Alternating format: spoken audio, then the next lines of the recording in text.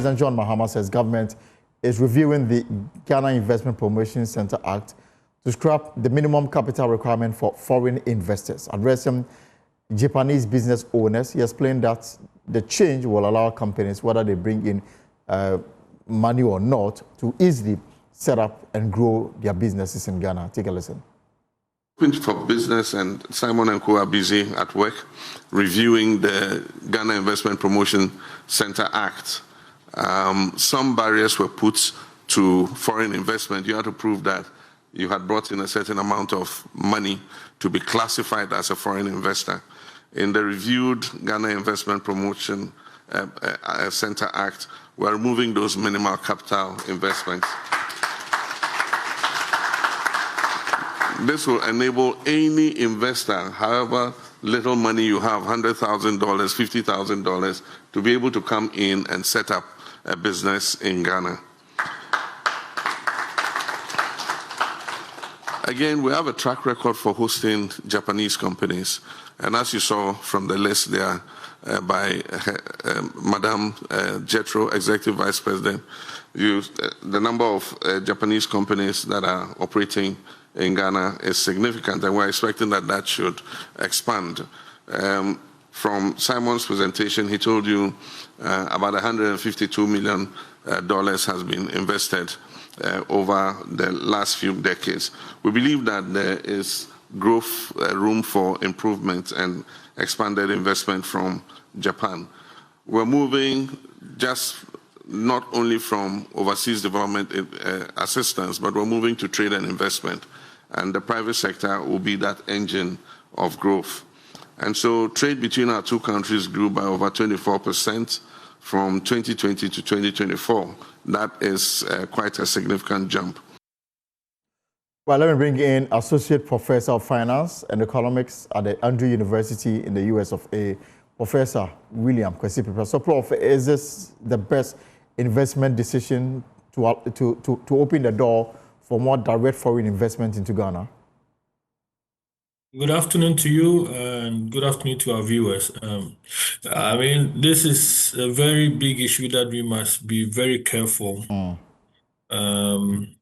So I'm going to talk about the potential risks. Listening to the president, he's only focusing on broadening the ease of businesses entering the country.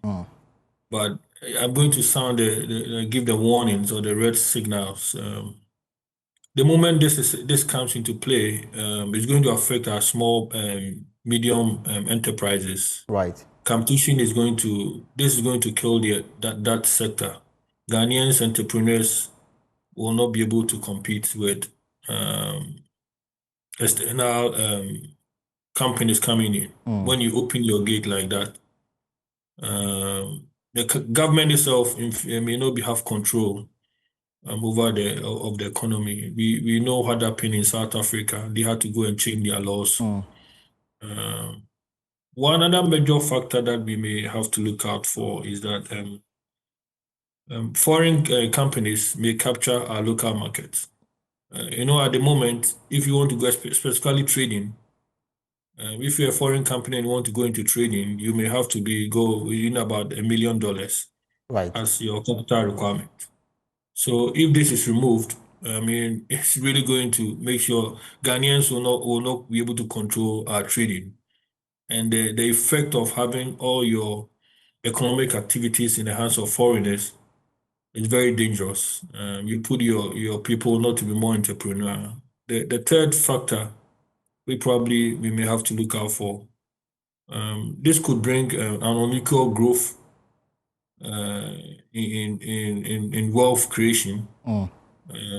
As a country, we don't have a lot of resource funds to be able to help our small entrepreneurs to grow. This is going to kill the industry. So we have to be very, very careful.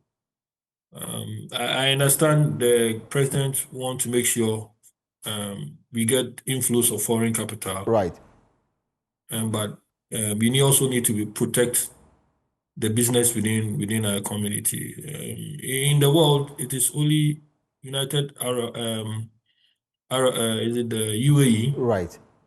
That has such free entry But we know they are already protected because their economy is built around tourism and oil. And even now you have to cede some percentage of your business to a local Emirati. Yeah. So if you are going to scrap this particular requirement, which is something we really need. So this is the economic side. Let me also talk about the financial implication. Right. Most of the foreigners that come to Ghana to do businesses normally come with that capital. You know, the law says that you can bring it in terms of cash or capital goods, which means that it can be equipment. When we open our door and say we have scrapped it, they will come into Ghana, and because they are foreigners, they will be able to borrow against using their foreign companies' balance sheet to borrow in the local economy to start their business. In that case, that expected inflow will not come. So that inflow coming in is a very important measure that probably, I'm not sure it's going to be a total scrap as the president used that word. Right. Listening to him carefully, he even went ahead and said, you can even come in with 50,000 and 100,000. Yes.